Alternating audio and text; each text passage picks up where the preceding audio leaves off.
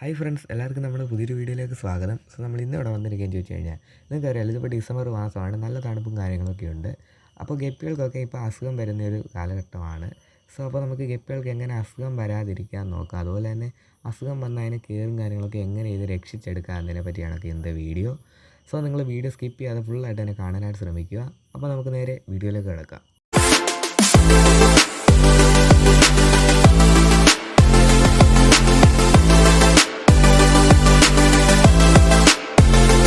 Okay, അപ്പോൾ ആദ്യം തന്നെ നമുക്ക് ഈ തണുപ്പ് കാലത്ത് ഗപ്പികൾക്ക് അസുഖം വരാതിരിക്കാൻ എന്താണ് ചെയ്യേണ്ടതെന്ന് നോക്കാം.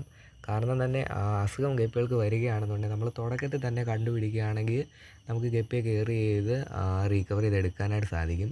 എന്നാൽ ഇപ്പോൾ നമ്മൾ കുറേ നാളത്തിന് ശേഷമാണ്, അതായത് അസുഖം വന്ന് കുറച്ച് ദിവസത്തിന് ശേഷമാണ് നമ്മൾ ഗപ്പികളെ ട്രീറ്റ് ചെയ്യാൻ തുടങ്ങുന്നതെന്നുണ്ടെങ്കിൽ ഗപ്പികളെ റീക്കവർ ചെയ്തെടുക്കാനായിട്ട് പ്രയാസമായിരിക്കും. നമ്മൾ തുടക്കത്തിൽ തന്നെ അസുഖം വരുന്നത് കണ്ടുപിടിച്ച് നമ്മൾ നല്ല രീതിയിൽ കെയറും കാര്യങ്ങളൊക്കെ കൊടുത്ത് സേവ് ചെയ്യുകയാണെന്നുണ്ടെങ്കിൽ നമുക്ക് ഗപ്പിയെ സേവ് ചെയ്തെടുക്കാനായിട്ട് സാധിക്കും. അപ്പോൾ നമുക്ക് ആദ്യം തന്നെ ഗപ്പികളെ എങ്ങനെ അസുഖം വരാതെ മാക്സിമം കെയർ ചെയ്തെടുക്കാം അതിനെപ്പറ്റി നോക്കാം. അപ്പോൾ ആദ്യം തന്നെ ഫുഡിൻ്റെ കാര്യം എന്താണെന്ന് ചോദിച്ചു കഴിഞ്ഞാൽ, നമ്മളിപ്പോൾ സാധാരണ പെല്ലറ്റ് ഫുഡും കാര്യങ്ങളൊക്കെയാണ് ഗപ്പികൾക്ക് കൊടുക്കുന്നതെന്നുണ്ടെങ്കിൽ തണുപ്പ് കാലത്ത് നമ്മൾ ഇച്ചിരി കുറച്ച് കൊടുക്കുക. അതായത് നമ്മളിപ്പോൾ നോർമലി എന്നും അത്യാവശ്യം നല്ല രീതിയിൽ ഫുഡും കാര്യങ്ങളൊക്കെ ഗപ്പികൾക്ക് കൊടുക്കുന്നുണ്ടെങ്കിൽ അതിനെക്കാട്ടി കുറച്ച് അളവ് കുറച്ച് മാത്രം കൊടുക്കാനായിട്ട് ശ്രമിക്കുക. അതാണ് ഗപ്പികൾക്ക് എപ്പോഴും ബെറ്റർ ആയിട്ടുള്ളത്.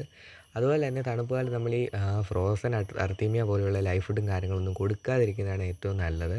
അപ്പോൾ ഫുഡിൻ്റെ കാര്യത്തിൽ ഇതുപോലെ ഒക്കെ മെയിൻറ്റെയിൻ ചെയ്ത് കൊണ്ടുപോവുകയാണെന്നുണ്ടെങ്കിൽ ഗപ്പികളെ നമുക്ക് നല്ല രീതിയിൽ കെയർ ചെയ്തെടുക്കാനായിട്ട് സാധിക്കും.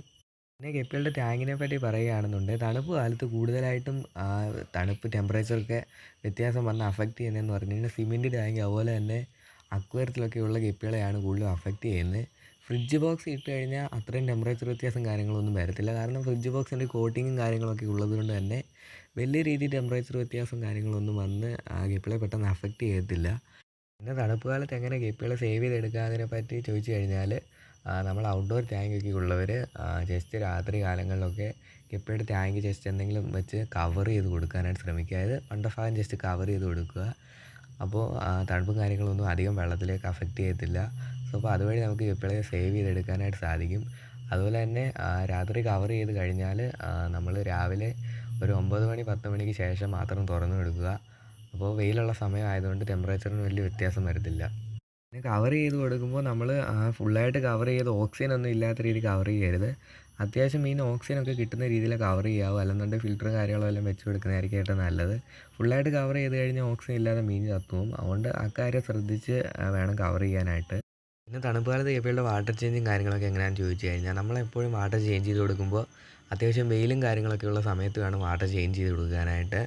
അപ്പോൾ വലിയ ടെമ്പറേച്ചർ വ്യത്യാസം കാര്യങ്ങളൊന്നും വരാത്തതുകൊണ്ട് ഗപ്പികൾക്ക് വലിയ പ്രശ്നം കാര്യങ്ങളൊന്നും വരത്തില്ല. അതുപോലെ തന്നെ നമ്മൾ വാട്ടർ ചേഞ്ച് ചെയ്യുമ്പോൾ, അതായത് നമ്മളിപ്പോൾ കോരി വെളിയിൽ കളയുന്ന വെള്ളം നമ്മൾ തിരിച്ച് വേറെ വെള്ളം ഒഴിക്കുമ്പോൾ, പുതിയതായിട്ട് ഒഴിക്കുമ്പോൾ എപ്പോഴും നമ്മൾ 2-3 ദിവസമെങ്കിലും ഒരു ബക്കറ്റിലോ വല്ലതും പിടിച്ച് വെച്ച വെള്ളം മാത്രമേ ഒഴിക്കാവൂ. അതാണ് ഏറ്റവും നല്ലത്. അതുപോലെ തന്നെ ചില സ്ഥലങ്ങളിൽ, അതായത് എപ്പോഴും നല്ല രീതിയിൽ തണുപ്പും കാര്യങ്ങളുള്ള സ്ഥലങ്ങളിൽ നമ്മൾ ഈ പറഞ്ഞ രീതിയിലുള്ള മെത്തേഡ്സ് ഒന്നും വർക്ക് ആകത്തില്ല. അപ്പോൾ അങ്ങനെയുള്ള സ്ഥലങ്ങളിൽ നമ്മൾ ഹീറ്ററൊക്കെ വെച്ച് കൊടുക്കുന്നതായിരിക്കും ഏറ്റവും നല്ലത്. എന്നാൽ മാത്രമേ വെള്ളം നമുക്ക് മെയിൻറ്റെയിൻ ചെയ്ത് കൊണ്ടുപോകാനായിട്ട് സാധിക്കത്തുള്ളൂ. അപ്പോൾ അങ്ങനെയുള്ളൊരു ഹീറ്ററൊക്കെ വാങ്ങി വെക്കാനായിട്ട് ശ്രമിക്കുക. അപ്പോൾ ഇനി എങ്ങനെയാണ് നമുക്ക് അസുഖം വന്ന ഗപ്പിയെ നമുക്ക് നല്ല രീതിയിൽ കെയറും കാര്യങ്ങളൊക്കെ കൊടുത്ത് സേവ് ചെയ്തെടുക്കുക അതിനെപ്പറ്റി നോക്കാം. അപ്പോൾ നമ്മളിപ്പോൾ ഗപ്പി ടാങ്കിൽ ഏതെങ്കിലും ഒരു ഗപ്പികൾക്ക് അസുഖം നമ്മൾ കണ്ടു തുടങ്ങിക്കഴിഞ്ഞാൽ, അതായത് വാലൊക്കെ ഒട്ടിപ്പിടിക്കുക, അതുപോലെ തന്നെ ദേഹത്ത് വൈറ്റ് സ്പോട്ട്, അതായത് വെള്ള കുത്തുകളൊക്കെ വരിക എന്ന് കണ്ടു തുടങ്ങിയാൽ തന്നെ അപ്പം തന്നെ നമ്മൾ ആ ഗപ്പികളെ എടുത്ത് മാറ്റി വേറൊരു ടാങ്കിലേക്ക് ഇടുക. അല്ലെന്നുണ്ടെങ്കിൽ നമ്മുടെ ടാങ്കിൽ കിടക്കുന്ന ബാക്കി ഗപ്പികൾക്കെല്ലാം തന്നെ അസുഖം വരാനുള്ള ചാൻസ് വളരെയധികം കൂടുതലാണ്. അപ്പോൾ അസുഖം കണ്ടു തുടങ്ങിക്കഴിഞ്ഞാൽ പെട്ടെന്ന് തന്നെ നമുക്ക് ആ ഗപ്പിയെ മാറ്റിയിട്ട് നല്ല രീതിയിൽ കെയറും കാര്യങ്ങളും ചെയ്യുക എന്നുള്ളതാണ് ആദ്യം ചെയ്യേണ്ടത്.